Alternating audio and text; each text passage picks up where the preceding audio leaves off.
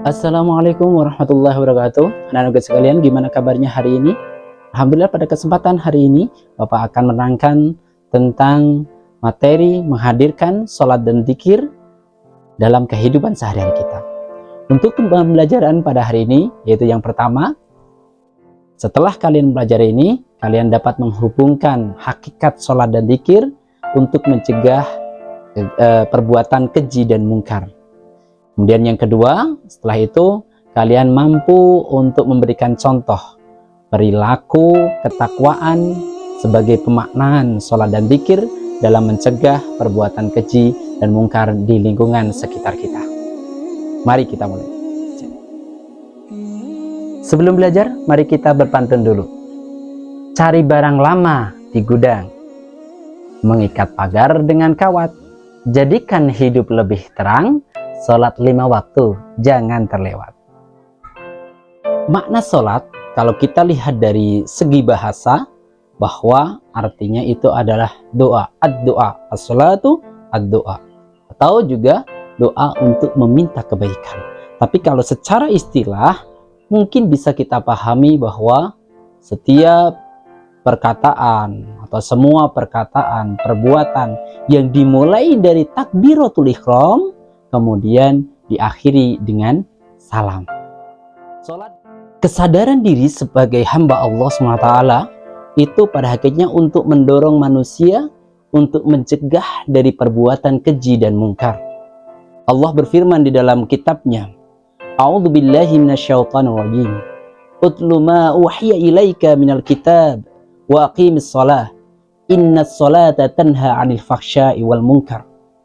Wala dzikrullahi akbar wallahu ya'lamu ma tasna'un.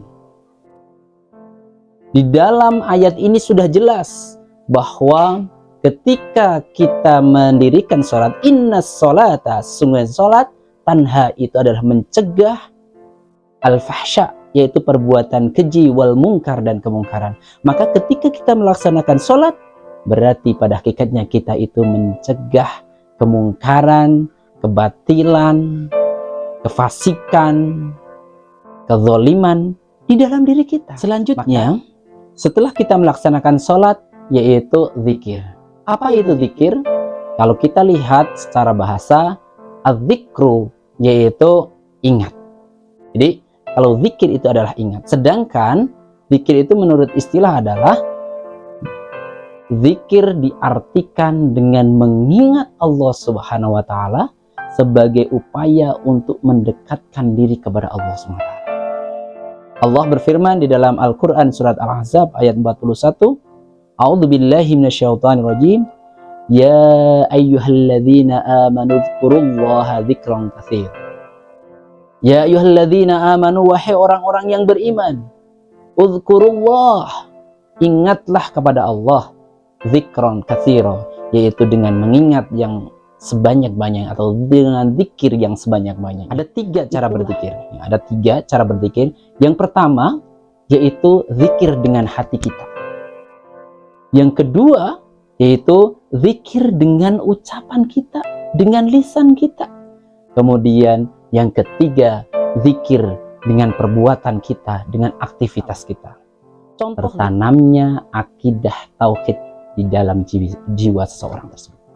Kemudian yang kedua, hubungan antara manusia dengan Allah terjalin dengan baik. Kenapa? Komunikasi terus. Kemudian yang ketiga, kedamaian, keamanan, dan keselamatan dari Allah SWT itu sudah dijamin oleh Allah SWT. Kemudian selanjutnya anak-anakku sekalian, kita apa sih supaya konsisten dalam menjalankan sholat dan zikir kepada Allah SWT? Yang pertama yaitu menyadari bahwa sholat dan zikir untuk mendekatkan diri kepada Allah SWT. Itu. Kemudian yang kedua, memahami manfaat sholat dalam kehidupan kita. Kemudian yang ketiga, kita akan kembali ke akhirat. Dunia itu adalah hanya sementara, akhiratlah yang abadi. Kemudian yang keempat, apa yang keempat? Jangan menunda sholat dan malas berzikir, jangan. Kemudian yang kelima, niat yang tulus, niat yang ikhlas karena Allah Subhanahu wa taala.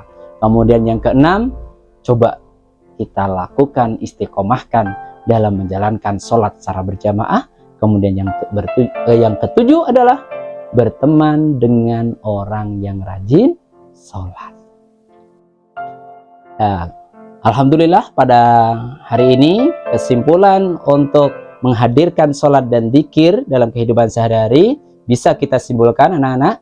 Yang pertama adalah sholat itu adalah tiangnya agama. As-sholatu imaduddin. Faman aqamaha faqad aqamaddin. Sebaliknya, waman tarokaha faqad hadamaddin.